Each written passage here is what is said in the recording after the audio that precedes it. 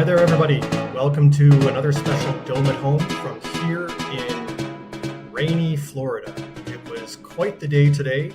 Most of the day was spent hiding from lightning strikes and avoiding the deluge of rain that came out of the sky.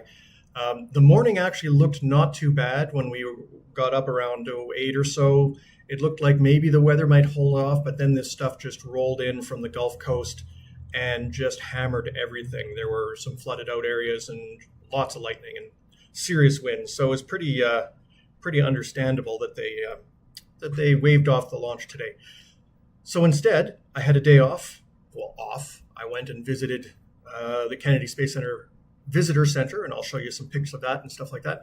And we just got confirmation that the launch is go for tomorrow morning at 10:19 Eastern. That is 9:19 Central Time back in Manitoba. And we'll be covering that live. We'll be at the press site doing a live stream of Dome at Home for the launch. We'll pick up at about 8:45 Central Time, which is 9:45 Eastern Time. SpaceX tends to not show too much of their broadcast before launch, unlike NASA, who would have like the whole 10 hours of countdown basically on with not a lot happening necessarily, but we could at least have that as our background. But anyway, we'll start that tomorrow, and we'll do a preview of the launch today. But I wanted to start off with a little bit about basically what I had to fill my time with today, which was pretty cool, actually. I have to say, this is a place that is, as I said the other day, almost hallowed ground for space nerds like me. And it was really cool to be able to walk in the places that, some of the Apollo astronauts, the shuttle astronauts, Canadian astronauts have all walked in and see the places where they left the planet. And recently, I'm not sure if it was pre or post COVID, but certainly the Kennedy Space Center went through a massive renovation, their visitor center, pardon me.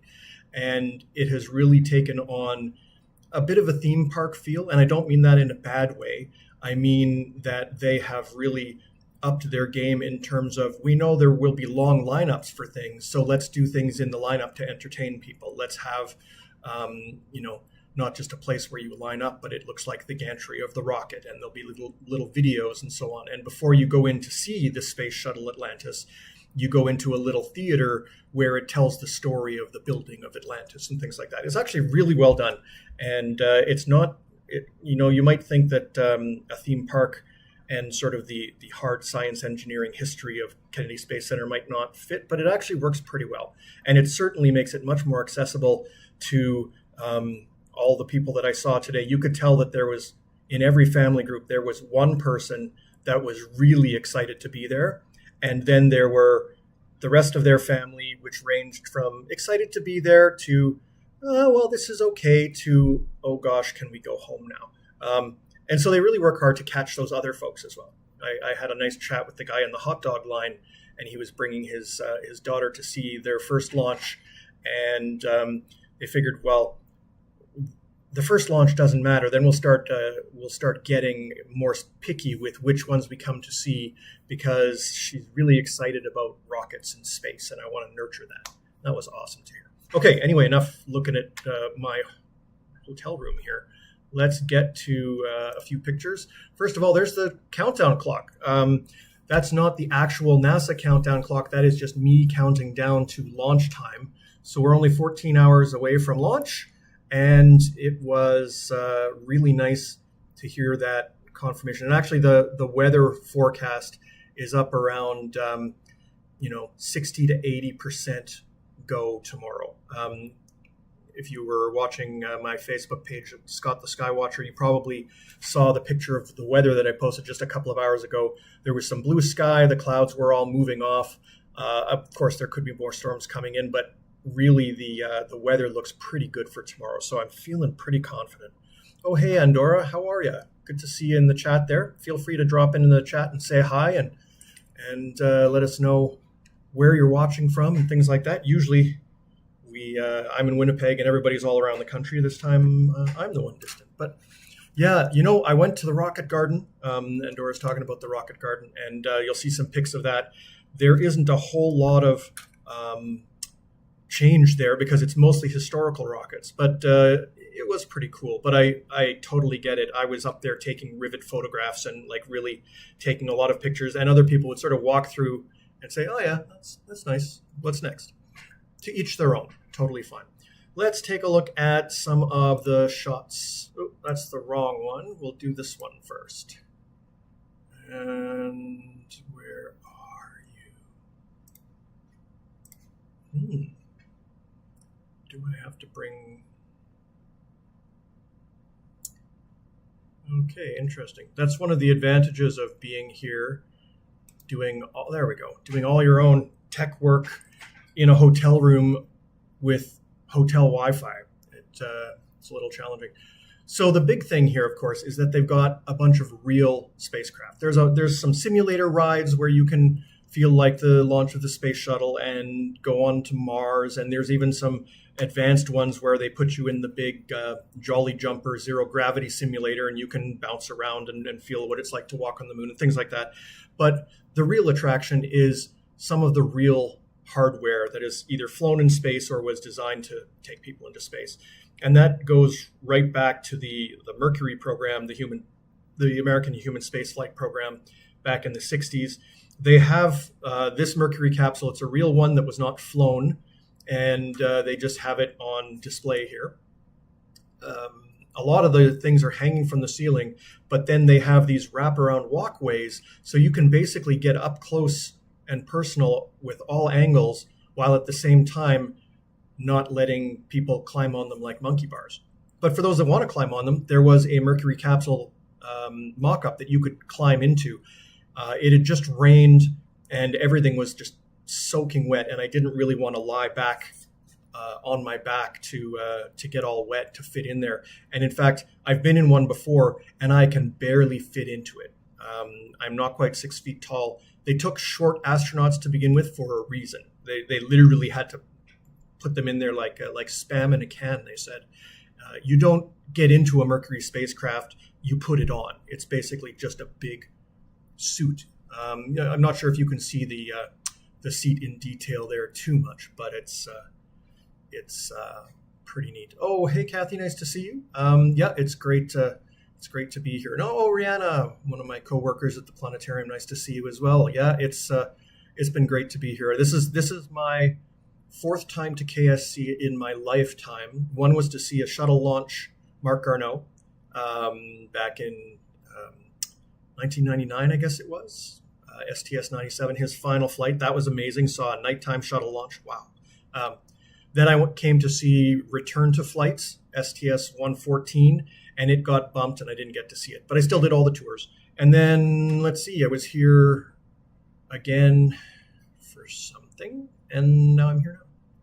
Okay, so the Mercury spacecraft, I have to apologize. Some of these are just in not great order because they are... I had to just dump them into the folder here. So let's see what we got here. Yeah, this is Sigma 7. This was the flown capsule. They also had a production one that wasn't flown. This is Wally Schirra's capsule.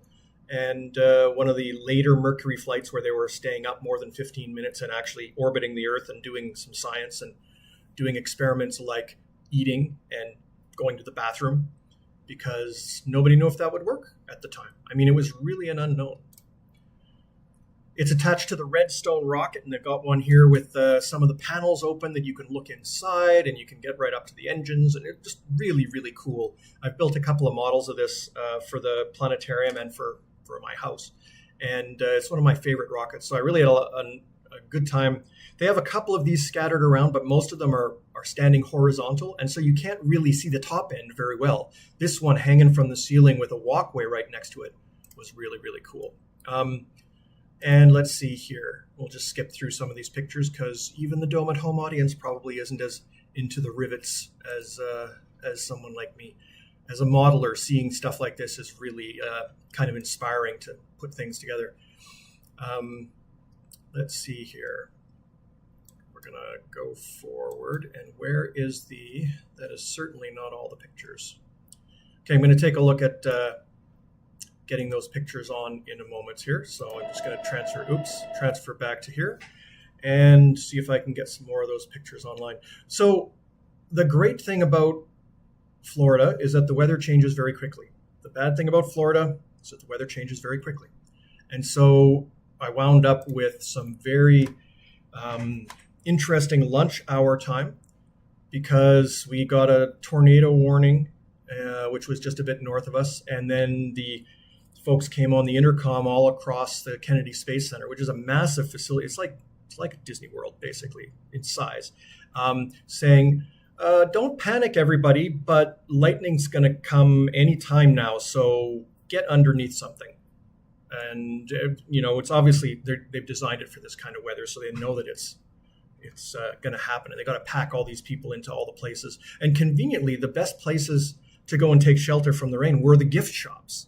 So unfortunately, I had to spend a little bit of time in the gift shops, and I may actually need a second suitcase for all the loot that I'm bringing home for all the staff at the planetarium. So, which is pretty cool. Hey, Anthony, nice to see you.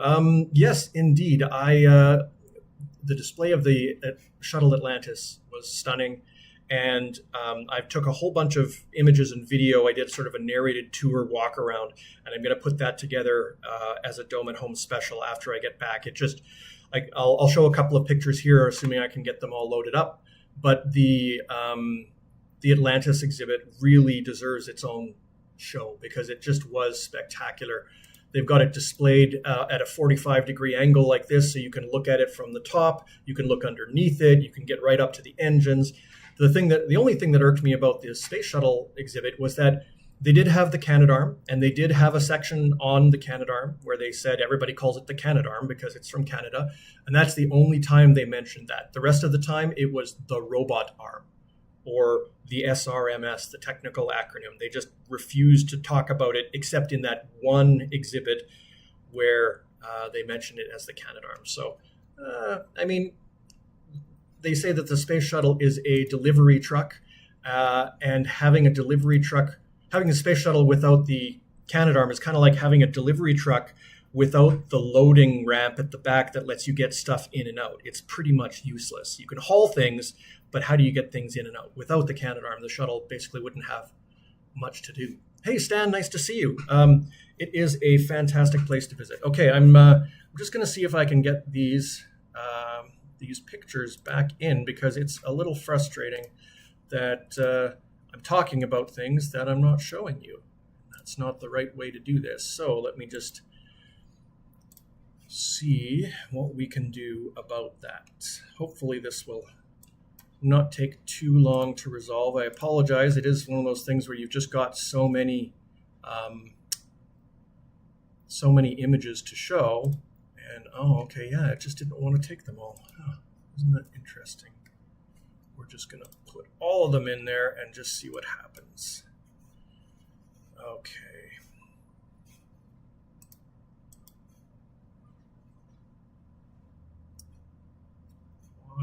Why is it not letting me show all the pictures? I want to show all the pictures. Yes, it's not rocket science.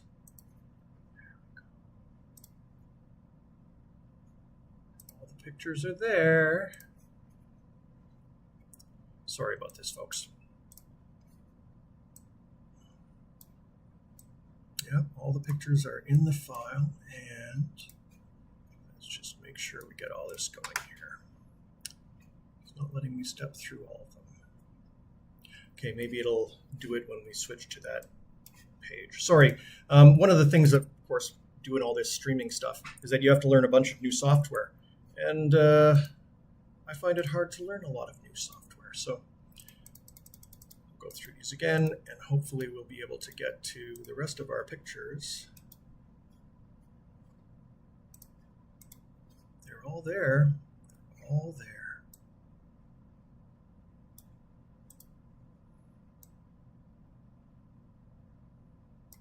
Maybe it's just too many of them. Pull a few out here.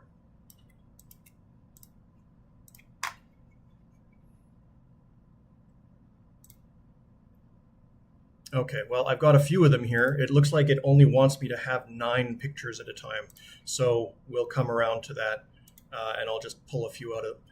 Here's one of the Gemini spacecraft. That was the in-between Apollo moon missions and those early Mercury. They did the Gemini missions, which were basically, let's learn how to do stuff in space. Mercury was about getting into space and surviving.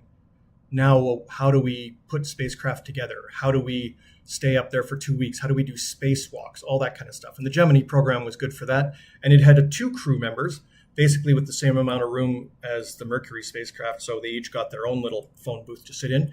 And it was highly successful, and almost nobody talks about it because they didn't land on the moon and they weren't first. It was that transitory part, but just a fantastic program. Very, very important to everything that happened. There you can get a little bit of a sense of the size of it. So it's not, I'm standing up to it, my head is just about at the top of that heat shield there on the right. So it's a pretty small spacecraft. They have a bunch of the spacesuits there. This is Gus Grissom's spacesuit from his early Mercury flight. The old ones that looked like they were made out of tinfoil. And, as they got better and better, they had the different fabrics. And now they've got all sorts of really fancy kinds of things. But that was some of the stuff they have on display. Okay, and now we go back in here and we pull out a couple more pictures.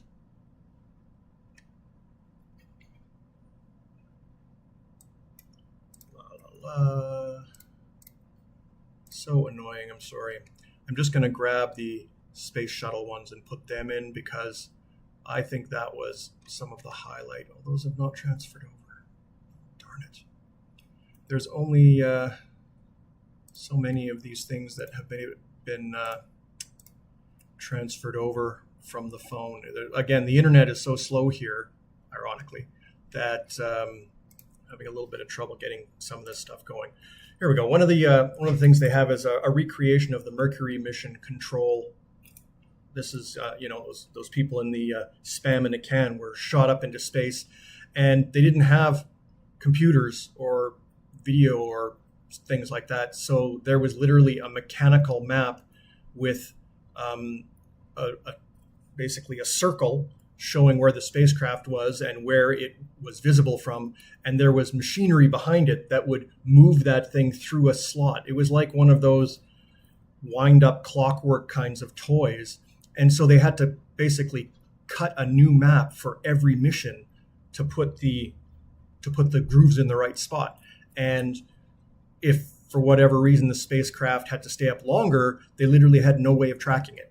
If it didn't work perfectly, the little moving thing got to the end of its track and just sat there. So really, really crude kinds of situations. And it's amazing that so much was done at such a time. And it really did help spur the idea of, wouldn't it be great if this computer that's in this back room that takes up, the size of a small house, wouldn't it be great if that was small and we could all have one at our desk? Or maybe we could even make it small enough to put on a spacecraft. Or maybe we could make it small enough to carry around. That miniaturization was really driven in part by the space program and also by the military program that came along with it, or was the sort of behind the scenes reason for it. Because of course the same technology you use to hurtle people up into space is the technology you could use to hurtle all sorts of nasty things at your enemies in times of war. And let's face it, that's where a lot of the funding was. Hey, Melissa, nice to see you. I just saw your message today or earlier today. It was nice to hear from you guys. It was a wonderful opportunity. I see that you were down here recently as well, and yeah, it really is a cool place. I'm super excited to be able to be here. What I'm here for, of course, is the upcoming Psyche mission launch, and we've talked a little bit about the launch, but we haven't talked about what it's going to look like. And so this is a little preview of what we're going to expect. I'm in the process. They just released some new countdown data. Let me step back. SpaceX makes the rocket. And SpaceX, while they're working for NASA, is a private company.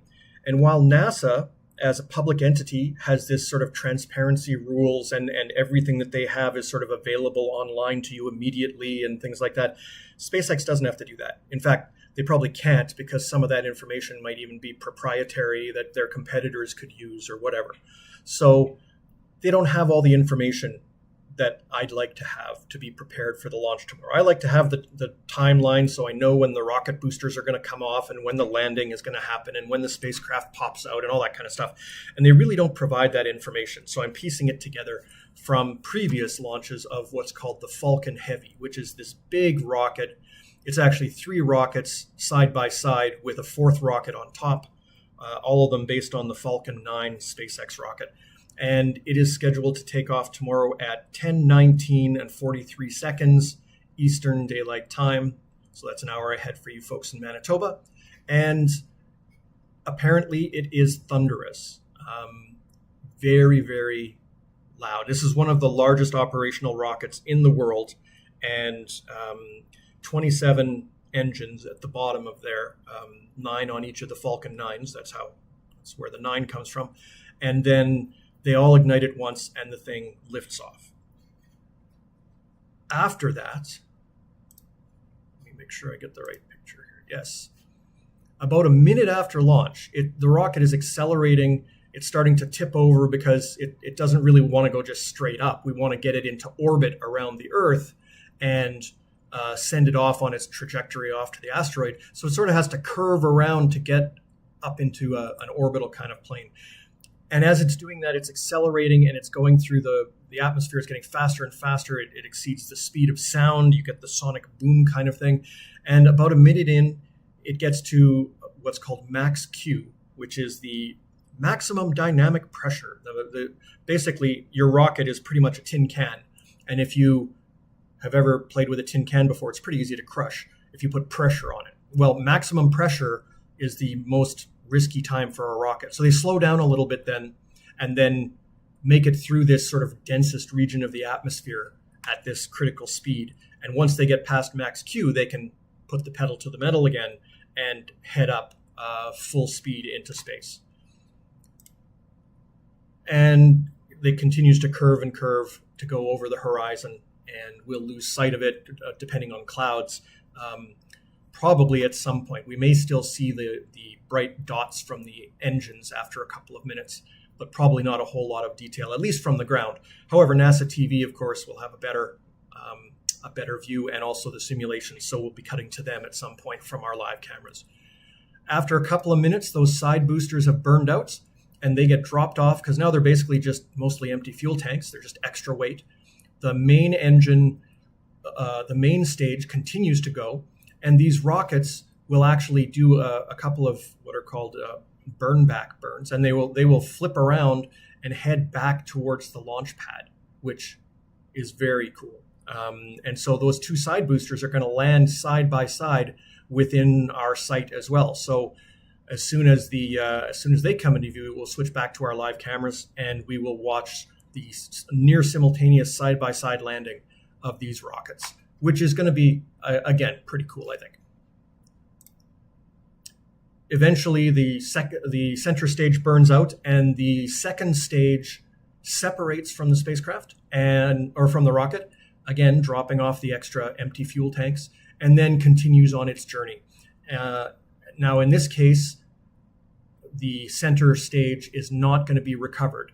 In some Falcon Heavy missions, the center stage has also come in for a landing, usually out on a ship in the ocean because it's too far over the horizon to make it back to base. But in this case, Psyche is such a big spacecraft and is going so far and has to go so fast that they need to use all the fuel out of it. So that is going to come down in the ocean and not be recovered. And then eventually the second stage, the booster rockets have flipped around and are doing their burn, and then eventually they come in for a landing at the launch pad. They land vertically. It's very Buck Rogers in the old days of science fiction where people thought we were going to be flying around on these really tall rockets and landing vertically like this. Really kind of retro. And they will land at landing zone 1 and 2 at Kennedy Space Center, which is just a little bit farther south from the launch pad. And so that'll be, like I say, that'll be really neat. I think that's the part I'm most looking forward to from the launch, is actually seeing these landings, because on TV they're pretty impressive. When these things come in, there are sonic booms as they go in, and we will hear those and feel those on the ground. Never seen that before, so that'll be fun. And then the fairing that covers the spacecraft will come off, and the main engine will keep firing. The spacecraft will go up into orbit. We'll do half a loop, and they'll fire the engine again to get the extra speed and to get it off on its trajectory to the asteroid belt.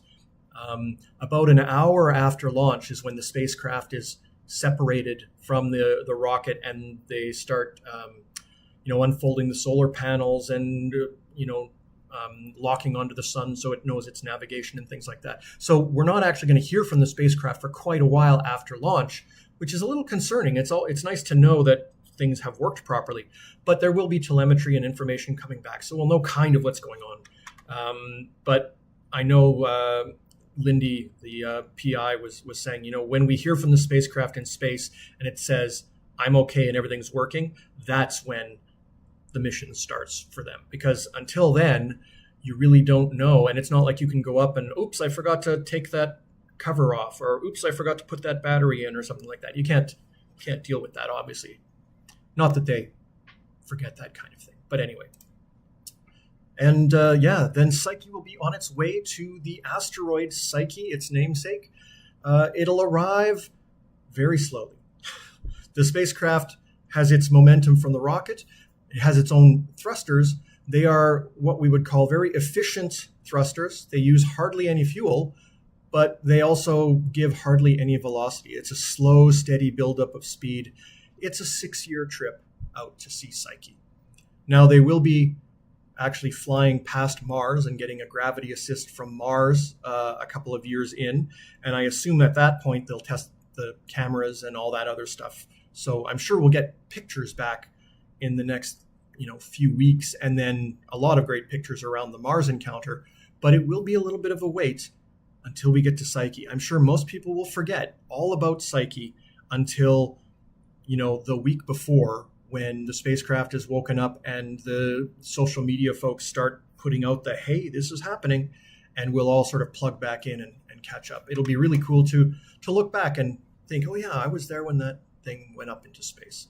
So I'm really pleased to be here. Like I say, it's been a lot of fun to visit. I'd like to thank the Manitoba Museum for supporting me and letting me do this, as work time. I didn't have to use up all my vacation to get down here, which was wonderful. And great place to work. By the way, if any of you are looking for jobs, the museum is hiring particularly bilingual staff for the museum and the planetarium and science gallery. So if you're a science communicator and you're bilingual, we want you. You can find the information on our website. The job descriptions are up there now. We're always looking for folks, I know. Andorra is asking, does NASA pay more to SpaceX for the booster if it isn't retrieved? Yes, it does. Because SpaceX reuses these rockets, they're planning up to 10 times each before they're probably just worn out. That's part of the base price. And so if you want them to use up all the fuel so that there's not enough left for landing, you have to pay extra. You can even push it so that they use up all the fuel in the 2 side boosters as well. If you have like a really massive spacecraft or a really high speed that you need to reach, they can push it to exhaustion basically and have all the boosters just go into the ocean. But that's a big chunk more. I think NASA paid something like $117 million for this launch, which is up from the standard base price. Okay, let's see. If there's any other questions, throw them into the chat now, because in a few minutes I'm going to have to sign off and then take a look at getting all my gear ready for tomorrow. The launch is scheduled for 10:19. Checkout time's at 11, so I have to take all my stuff with me and take it to the Cape and make sure that all the broadcasting stuff's ready to go as well. Melissa's asking about some context to the size of the Falcon Heavy. We walked the length of the Saturn rocket at Kennedy, and the pieces were just massive. I had no idea of the real size. Yeah, well, the Saturn V is the largest rocket that was operational. I mean, the Artemis rocket is a little bit smaller in its current incarnation height-wise.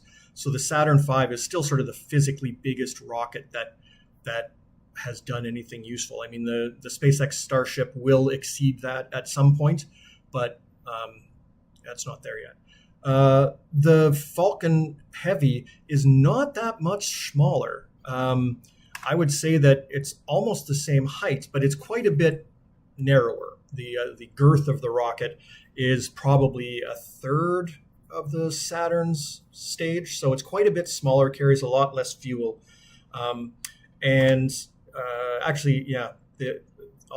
put some pictures up once I can solve this Wi-Fi issue. I'll put some pictures up on Scott the Skywatcher of the Falcon 9 that they had at Kennedy, and that'll give you a sense of the scale.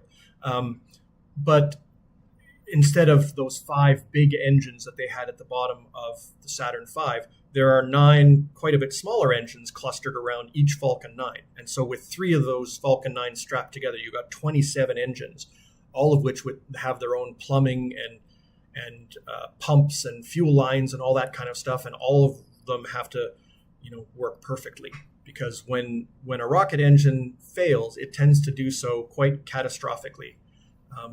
Unscheduled rapid deassembly or disassembly is what they tend to call it. So yeah, Falcon is a pretty impressive rocket. Okay, well, I'm going to get ready for launch tomorrow. We're 13 hours, 43 minutes, and 14 seconds away from the Falcon Heavy taking Psyche into space. We'll be there, and I hope you'll be there with us. Thanks for joining me, and I will see you all tomorrow morning from the Cape Canaveral Air Station, Space Force Station now, at Kennedy Space Center. See you soon. Bye-bye.